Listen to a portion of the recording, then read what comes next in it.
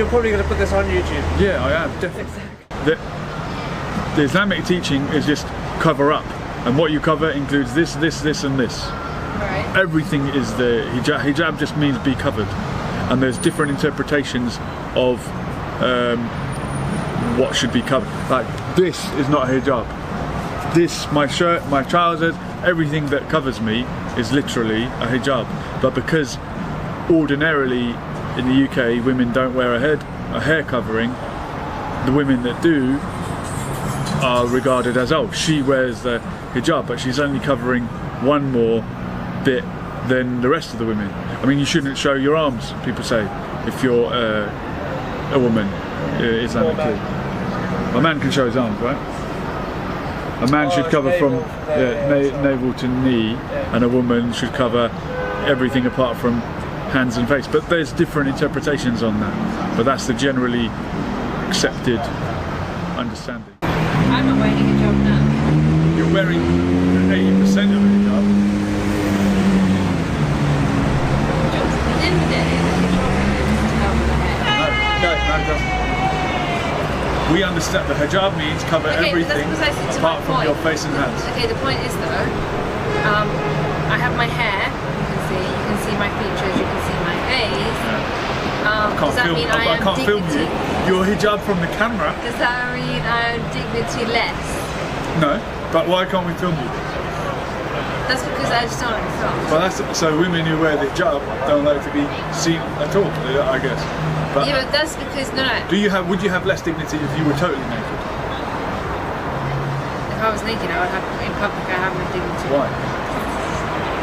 It's just there's boundaries, there's lines. The hair, fair enough, but I mean like full Burqa. Why should you wear clothes at all?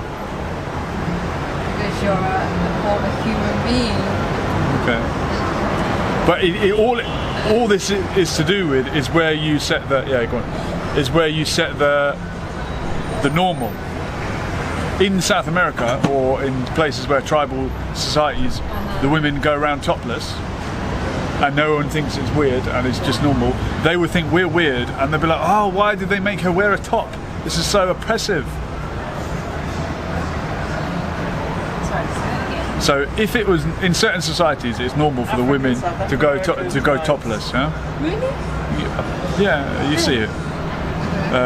And no one with what? Women as well. Yeah, women and men. Yeah, women and men. Like, women are the like, here. Yeah. They're wearing like all their tribal stuff. Oh yeah, So that's their normal. In context, it's relative, yeah, exactly. Okay, my question is, so when Muslims in the UK, obviously in the West, not just in the UK, in a Western society who dress and cover, why do you think it's been banned in France? Because it's not in context.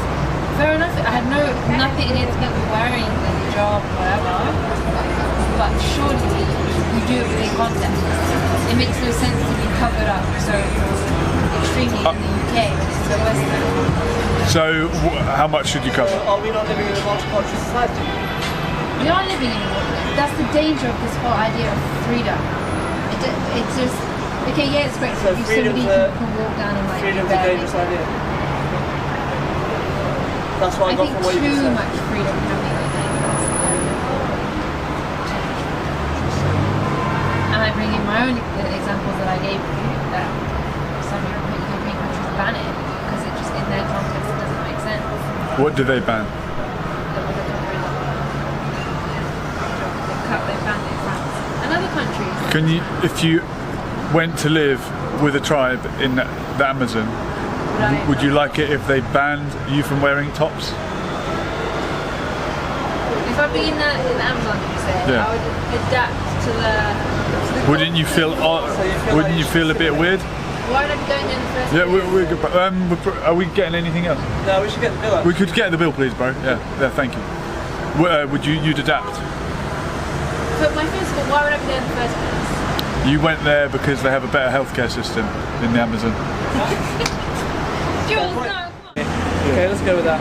Yeah. A second ago, you were saying that people that come into this society, this Western society, shouldn't, from what I'm gathering, okay, correct me if I'm wrong, Yeah. you feel like they shouldn't have to cover their heads in this society, and that's because they're coming into this Western culture to live in this Western culture because they want to live in the Western culture and correct me at any point, like stop me. For me, that is assimilation into the culture, right? Therefore, it'll be vice versa for you going into Dubai to assimilate vice versa. Going into the African cultures or the South American cultures, there will be assimilation into there. So what you're saying is, if you go and live somewhere, you should assimilate into their culture. Forget who you are, assimilate into their culture. Refute me if you like. Okay, and over to Shiva for a refute. You have 4 minutes. But I think you can tell people to put something on, but you shouldn't tell them to take something off. You think you can tell people to put something on? Yeah, you can say, look, you're here and we wear this now. Like, if I go into a synagogue, they're going to ask me to wear something on my head. Out of respect, I'll wear it. Yeah. But I probably wouldn't go into a synagogue if they were going to say to me, sorry, we don't wear pants in this synagogue. We go around naked. I'd say no, I'd rather not.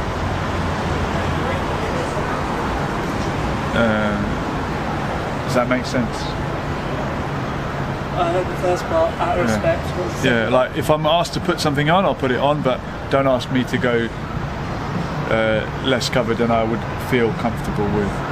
But I don't. Covering your face is not, by most understandings, is not required in Islam. It's not a must, and it's forbidden in the in Mecca, in the mosque, for women to cover their face. Well, on the Hajj, women are not allowed to cover their face. So if they're not allowed to cover their face on the Hajj in the holiest city of Islam, how can you say it's a must anywhere else if you're not allowed to do it there? But yeah, there's no other way to describe it sometimes other than to say, yeah, I just don't like it. It looks different. all of that as well? But I think it's what we associate it with, because we've had it drummed into us that Muslim equals terrorist. The more extreme Muslim, the more likely you are to be a terrorist. Even What though, are they hiding? yeah, what are they hiding? It's drummed into us that we have that subconsciously in the mind. That's their freedom of choice to wear it, though. You still dress that way, then surely you'd go back to where you were living. Am I missing something? Yes, I feel like you are. I don't understand why that's 'Cause oppressive. You're making it oppressive. You're associating it with lack of freedom, choosing to dress like that. Choosing to wear that is freedom itself.